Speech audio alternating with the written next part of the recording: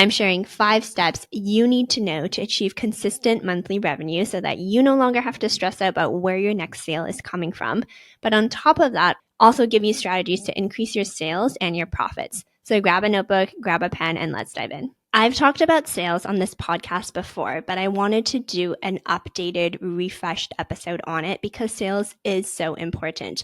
Without revenue, without profit left over at the end of the day, you do not have a business. You have a clothing making hobby, and probably a very expensive hobby at that. But if you actually want this to be a profitable business where you can pay yourself, grow a team, and all that stuff, sales is so important. And that's why I wanted to do a refresh on some of the strategies I've talked about before, because in 2024, there are so many brands out there. I likely don't have to tell you that, fast fashion brands, but also more genuinely conscious brands too, which is great. But for you, how do you stand out and how do you achieve consistent monthly revenue? But on top of that, increase your revenue and your profits, right? So that's what we're going to talk about in this episode. And I will say the past strategies I've outlined on this podcast episode, like if you go back a year or 2 years, all of that still applies. But I did just want to refresh and talk about what you can do in 2024, just given maybe you don't have huge budgets and just given the landscape right now, and also the marketing platforms are doing some weird things. So we're going to talk about it. We're going to do a refresh in this episode, and I could not be more excited. And I wanted to say too, if you're currently in a situation where you have a brand and you're kind of experiencing that feast and famine mode, where some months you're feasting because you're making a lot of money, and then other months you are in famine mode because you're making $0. Well, obviously the good months are great, but the months where you're not making any money, I know it can be really anxiety provoking because you just feel so out of control of your finances and about the situation of your business. Because again, some months you're making a lot, some months you're not. And then you just don't really know what's working and what's not. And you just feel like your success is really just all over the place and you just don't feel in control. So I want you to feel like you can take back that control and figure things out after listening to this episode, because I do think with the right strategy, you can have consistent monthly revenue. You just need to set it up and set yourself up for success, which is why this episode is exciting. And as you're listening to this episode, I just want you to know that your conscious brand deserves to grow and scale. I will say it again, your conscious brand deserves to grow and be successful and scale. And just know that, like, make sure you are aware of the fact that this is not an expensive hobby that you're trying to do, right? Like, we're trying to build a business. And as you're listening, if you want my help on your business, then I wanted to let you know I am accepting new clients for our business consulting services. These are our consulting services where I essentially give your business a makeover. I come in to really help you increase your revenue, improve your profits, and scale your brand to new heights. We will review your challenges and your pain points and basically develop a customized, bespoke plan to achieve your objectives together. So whether your objective is to, achieve a certain amount of consistent monthly sales or improve your revenue by X amount, we will work together to help you accomplish that. And this is meant for sustainable fashion brands that have already launched and made 20K. So if you're currently listening to this and you don't have a brand yet, or you haven't made 20K yet, then I would advise you not to check out our business consulting services quite yet, but instead you can check out our Launch Your Brand program, or LYB. I will have a link for it down below, but it's just recloseted.com/LYB. And this is our startup program / accelerator that gives you everything you need to go from idea to successful 20K launch. So if you aren't at that 20K mark yet, check out LYB. But if you have surpassed it and you're looking to really get rid of that feast and famine mode and actually increase your brand, increase your sales, and scale your brand, then check out our business consulting services. You can just go to recloseted.com/biz. I'll have a link for you in the show notes as well. But on that page, it will detail our entire process. And there's also a button to get a complimentary consultation with me, because I want to make sure it's a fit for both of us to work together. So you can chat directly with me. It's not with some robot or anything like that, or an AI version of me. It's actually me. And we'll chat through your challenges to really ensure that I can help you and get you to where you want to be. And also, of course, answer any questions you may have. So again, it's recloseted.com/biz. And then also, if you haven't launched yet and you haven't made 20K yet, then check out LYB, which is just recloseted.com/LYB. Now let's dive into my 5 strategies. So my first strategy, and really the first step in this whole process, is to actually figure out what your objectives or your goals are. So I would really determine what your revenue goals are for this year, what costs you want to try to spend, and where you want to be in terms of spending. And then from that, really develop what your profit goal is. So revenue, cost, profit, and get really clear if you haven't already. Really figure out what you want to do for this year. And then I would break it down quarterly and then monthly and then weekly, and be realistic about it. In episode 201, I talked about the fact that I have big, ambitious goals for Recloseted this year. I'm trying to 5x the business, and I broke down how I'm going to achieve it. So after you listen to this episode, if you haven't listened to that one, I would highly recommend you do so. But essentially, I mentioned in that episode that I had this big annual goal, and then I worked on breaking it down into quarterly, monthly, weekly, and then daily KPIs and targets. And I think that's really important, which brings us to step 2. So once you've figured out your objectives and your goals, the next strategy or the next step is to actually break it down. We do this with our clients. We set them up with a spreadsheet, but like I mentioned in episode 201, it is one thing to have a lofty goal, but it is quite another to actually achieve it. And to actually get there, you do need a plan, because without a plan, you're just banking on the fact that you're just going to stumble there blindly. And I don't think that's going to work. So like I mentioned, quarterly, what does that look like? Monthly, weekly, and figure out what your key metrics are as well. I want to dive a little bit deeper because I talked about this already in episode 201, and then I had some questions around, okay, so how do I just apply this to my product-based business? So I'm just going to do an exercise with you. And if you have the exact same goal, then amazing. You can just take this. But if not, then just do it with me and you can change out the numbers for what your goal is. So let's pretend this year our goal is to achieve $100,000 in revenue. And I picked 100K because that keeps the math easy. So if 100K is our goal, and let's assume we are going to try to keep costs at, let's say, 50,000. So 50% of our revenue is going to go to costs, and the other 50% will then be profit. So then 100K is the revenue goal, 50K is the cost goal, and then 50K left over is the profit goal. So we know that from an annual perspective. And then if we dive into the revenue goal a little bit more, let's actually start to conceptualize and almost quantify it to see how we're going to get there. There's like a couple ways you can do this, but the first way is to go by the average price of your products. So in this example, let's pretend again that we sell sweaters, and the average price of our sweaters is $100. In reality, your sweaters are probably more expensive because of your materials and, your ethical manufacturing, but I'm just going to keep it easy because I'm not great at math. So we're going to keep it at $100. And if our revenue goal is 100K, the average price of our sweaters is $100, then roughly we know we need to sell 1,000 sweaters this year. So that's one way to break it down. The other way is looking at your launches. So if you know that typically when you do a launch, you sell, let's say 100 pieces, then if we do the math, we need to do 10 launches in this year, or on average, we need to almost be launching every month. And when I say launch, I don't mean you need to launch a new product. You can relaunch the same things over and over again. And if you want me to do an episode on how you do that, happy to do that. But yeah, there's 2 ways you can look at it. And I would do both ways just so you can start to conceptualize what that revenue goal looks like. So I would take your products, I would figure out what the average price is, and then I would divide that by your revenue goal to see how many products you roughly need to sell to achieve it. And then on the other side, I would also figure out on average when you do a big launch or a big blitz, if you're selling like at a market, or you do like a 2-week online launch for your pre-sales, like I always talk about, like how many sales do you usually get? And then you can figure out how many of those quote unquote launches you need. So I would do both just so you can figure that out. And digging more into the average product price side of things. So in my example, if our goal is 100K in revenue, the average price of a product is $100, then we need to sell roughly 1,000 pieces. And if we divide that by 365 days, we get 2.7, which isn't really a number. So we're just going to say on average, we need to sell about 2 to 3 pieces per day. And I think that daily target is really helpful because every single day you wake up and you know, okay, we need to sell 3 sweaters. And then that way you have that in the back of your mind and you're aware of it.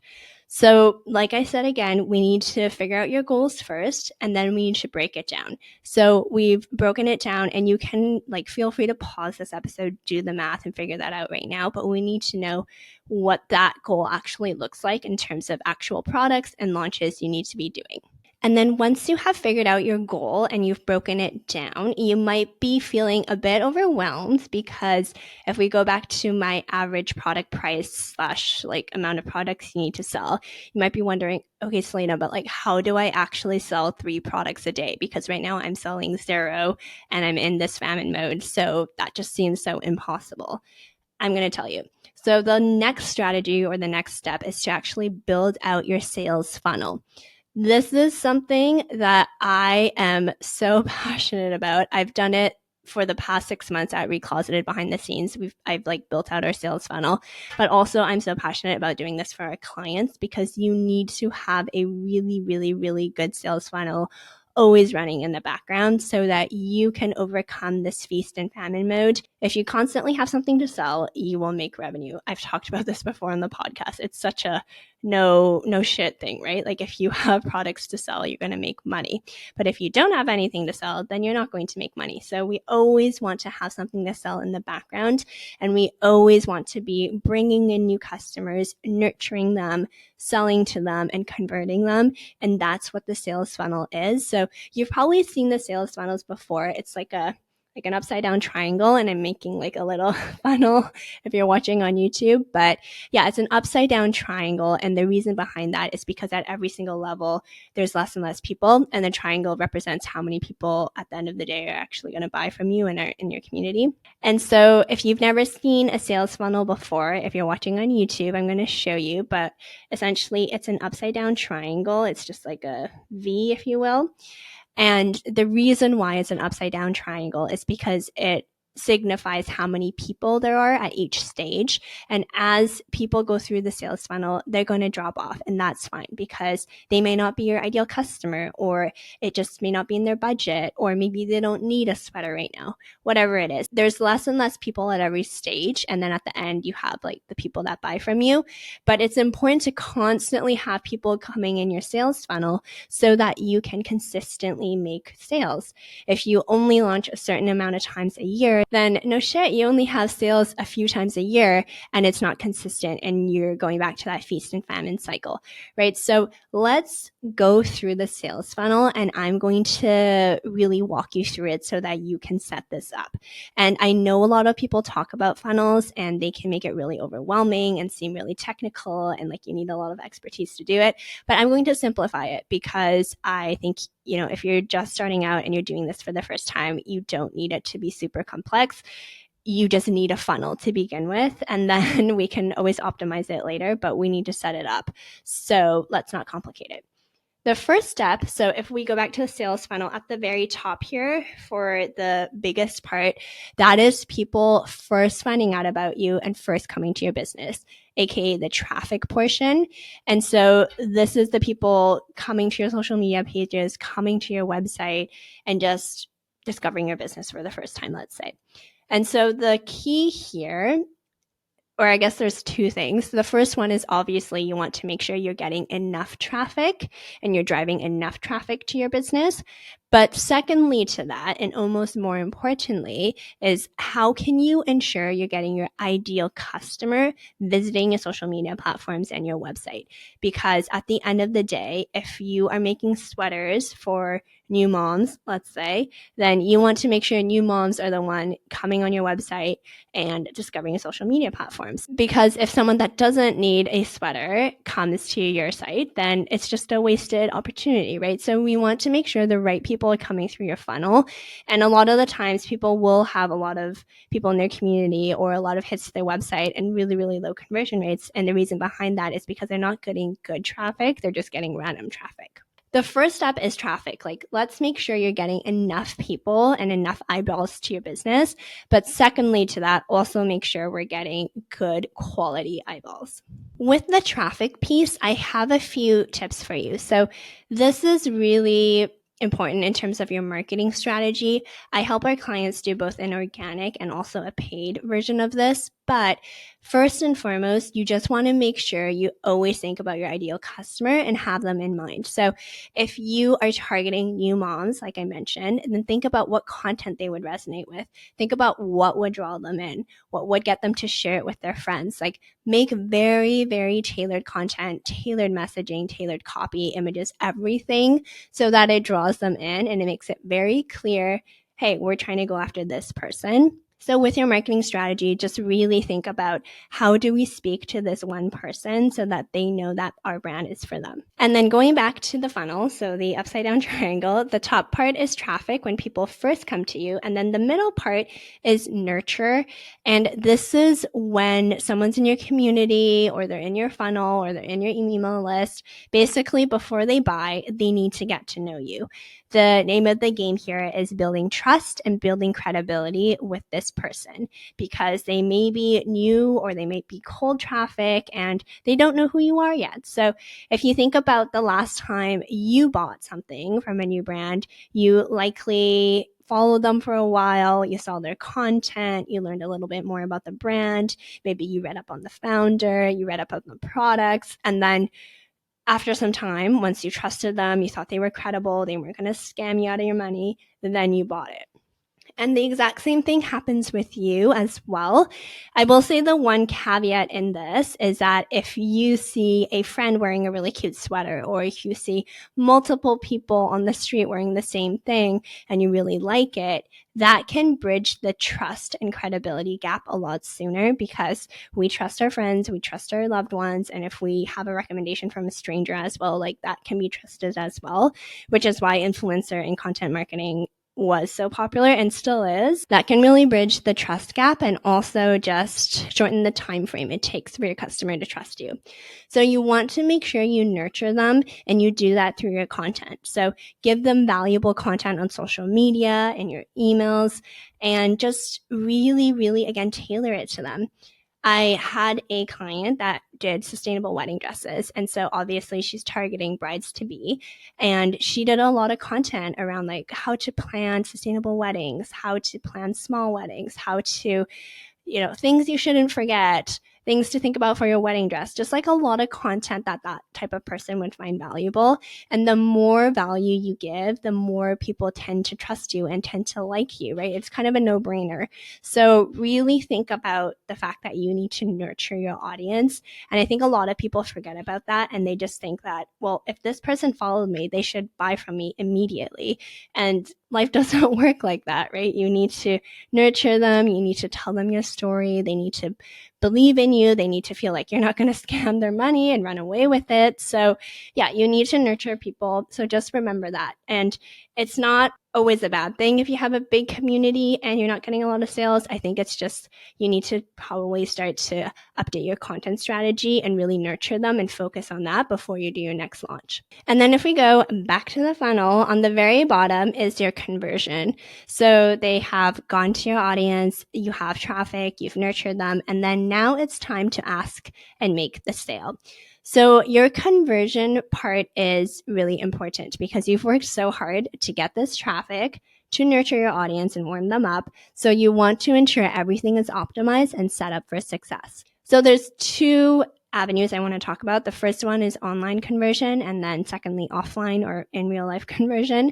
Let's talk about online conversion first. So when it comes to your website, we want to set it up for optimization. I have given this analogy to clients before, but if you think about where you live, like your city, if you think about downtown, if you rented a storefront on the street that you want, you would do everything in your power to make sure that storefront was beautiful, you had the best products on display, you would make sure that the environment was amazing, you would make sure that people felt welcomed, all this stuff. And your website is the exact same concept, except it is your online storefront. So don't forget that. Your website is so important. If we're driving traffic to it, we're getting people to go there, like you really want to make sure it's optimized and set for success. So make sure all the links work, make sure the checkout works. Like that is all just table stakes, but you would be surprised at how many brands where sometimes I go on, I do an audit of their site and it's like, okay, this link is broken, that link's broken. Like it's no wonder you're not making sales because people can't actually check out and buy from you. So really make sure that's all set up. And then on top of that, make sure it's not confusing. If people have to click a bunch, if people just don't know how to add to cart, like that's just not going to do you any favors. So make sure it is as simple and as low barrier as possible. And then after that, after the table stakes are taken care of, let's talk about your actual product pages. I work through our clients with this, but we need to optimize it. You want to make sure the photos look really good. You know, like you have people in different sizes, you have size details, you have the composition details, just everything people would need. And you also present it in a way where it's not overwhelming. So that's online, just like some things to think about to improve your conversion. And then offline, if you're selling at a market, at a trade show, or if you have a storefront, then you want to make sure you nail your script. You want to make sure that people feel comfortable talking to you. And yeah, just in general, like it's a really, really positive experience for people. And you also are constantly sharpening your sales skills. Building your sales funnel, especially if you've never done it before, is going to take time. That is fine. I want you to take the time to do that. It may take you a few months to really do this properly, but trust me, once you have it set up and it's always running in the background, it is amazing. And then you can continue to analyze and get data and make it better. So that's the next step, or the next strategy, is to analyze the data. You always want to make sure you know what's happening in your business. So take a look once you've set up your sales funnel. What is the traffic you're getting? What are your nurturing tactics? Are they working? What are your conversion rates? And it's really important to have a baseline right now. So if you don't really have any of that right now, like you can just see where you are in terms of like website hits and then see, but you need to have a baseline and then you can adjust your KPIs and look at this on a daily basis so that if you know in the back of your mind you need to sell 3 sweaters today, but you're not getting enough traffic, then you know that maybe you need to do a partnership or you need to do a paid ad, like something needs to happen. But it is really important to just like know what's going on so that you can adjust. And then last but not least, once you've set up your sales funnel, you analyze the data, you then need to optimize it. So continue to tweak it. This is something that I'm personally doing at Recloseted, something we do with our clients all the time. But once it's set up, that does not mean your job is done. You need to continue to look at the data, see where you can improve it. And through improving it, you will get it really, really good. I know people that have been working on their funnels for years and years, and they continue to iterate, continue to make it better. But if you want to build a business that has constant and consistent sales, you need to really work on your funnel and make sure that it's really good. So this is not it though. I did want to do a quick level set with you to kind of round out the episode. Like I mentioned, this will take time to set up. It will probably take months, and that's okay because you are learning things for the first time. If this is your first time setting up, like you should just be realistic about the fact that this is going to take a lot of effort. But trust me, it is worth it because this will make you more money. So take the time and really educate yourself and learn about it.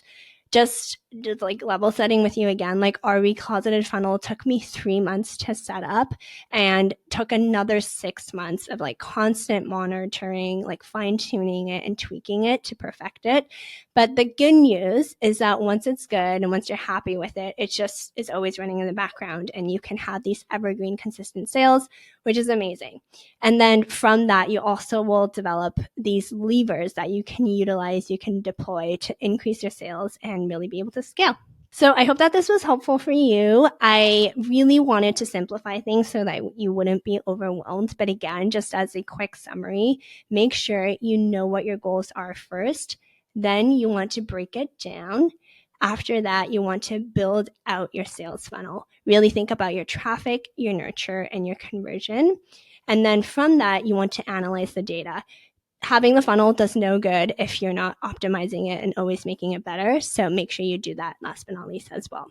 And friendly reminder that I am accepting more clients for our business consulting services to help slow fashion brands increase revenue, improve profits, and scale to new heights. I will personally be working with you. I'm really passionate about giving tools and support to conscious brands that deserve it. So I will work with you to review your challenges and pain points and help you get over them and really achieve your objectives. So if you want to check out our services and book a complimentary consultation with me, visit recloseted.com/biz. And yeah, thank you so much for listening. I hope this was helpful for you. I'm also kind of like getting over a cold, so sorry if I sound a little bit nasally, but hopefully it's all good.